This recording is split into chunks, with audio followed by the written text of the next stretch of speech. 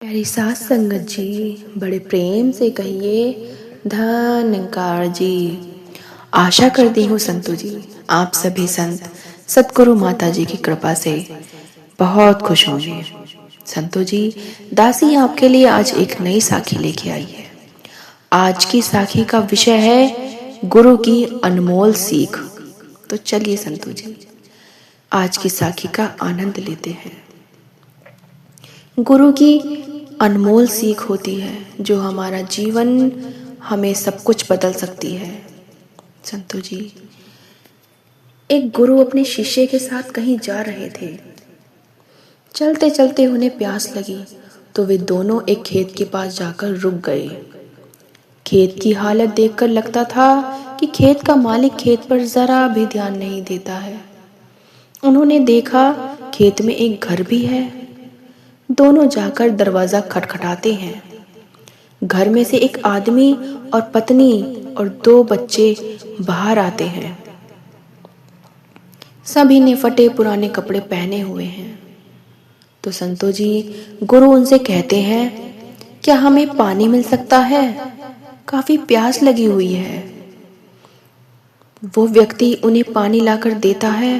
फिर गुरु कहते हैं, आपका खेत इतना अच्छा है, लेकिन इसमें कोई भी फसल क्यों नहीं बोई आपने? तो संतों जी, व्यक्ति कहता है, हमारे पास एक भैंस है जो काफी दूध देती है, जिसे बेचकर और पीकर हमारा गुजारा हो जाता है, इसलिए मैं बेवजह खेती क्यों करूं?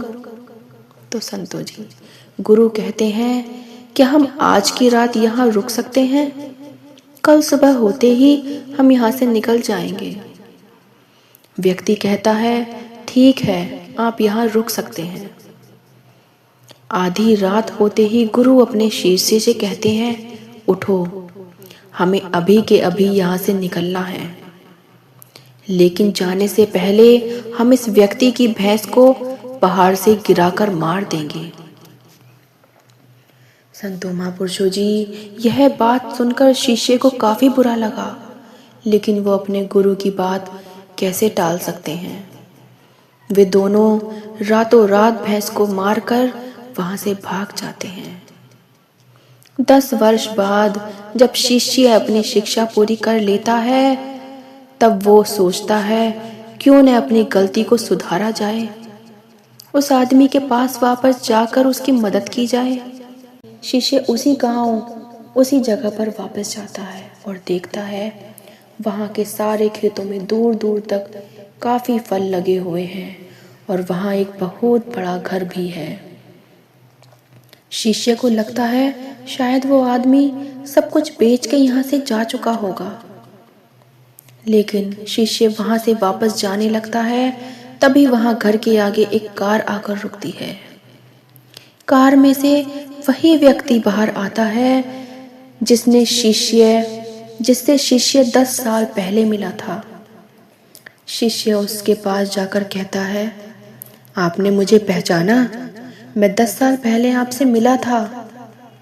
व्यक्ति कहता है, हाँ, उस दिन को मैं कैसे भूल सकता हूँ। शिष्य कहता है, आप तो बहुत गरीब हुआ करते थे, आखिर अब आप इतने अमीर कैसे बन गए?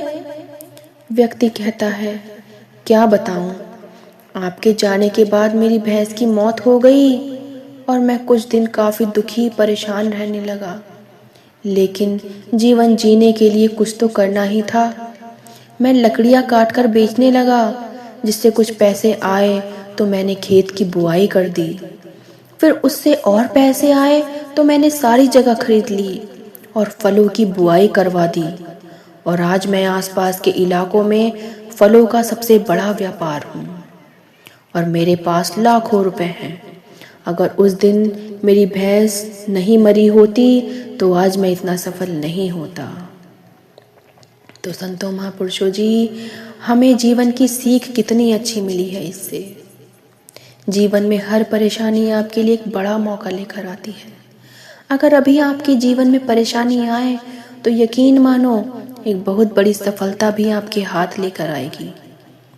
यकीन मानिए, बुरे वक्त में आपने हिम्मत नहीं हारी तो आने वाले समय में आप बेहद सफल हो जाएंगे। संतों महापुरुषों जी, कई बार हम यह सोचकर काम टाल देते हैं कि जो है जैसा है चलने दो।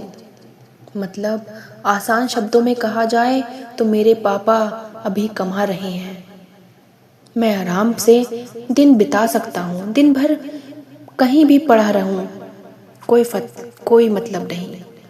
तो बस समय ऐसे पार नहीं करना है। मैं अपनी आरामदेह जीवन से बाहर आकर पढ़ाई करने लगा।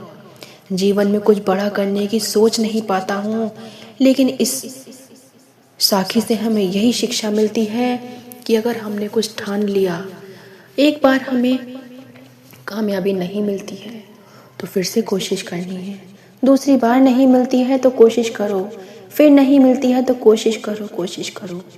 कभी हार कर बैठना नहीं चाहिए संतू जी।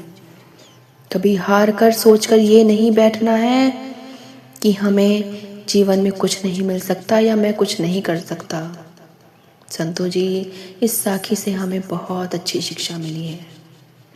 संतों महापुरुषों जी, वीडियो आपको अच्छी लगे तो लाइक शेयर चैनल को सब्सक्राइब कीजिए। आगे भी हम ऐसे ही नई साखी के साथ आपसे मिलते रहेंगे संतों जी। प्यार से कहिए संतों जी, धन्यकार जी।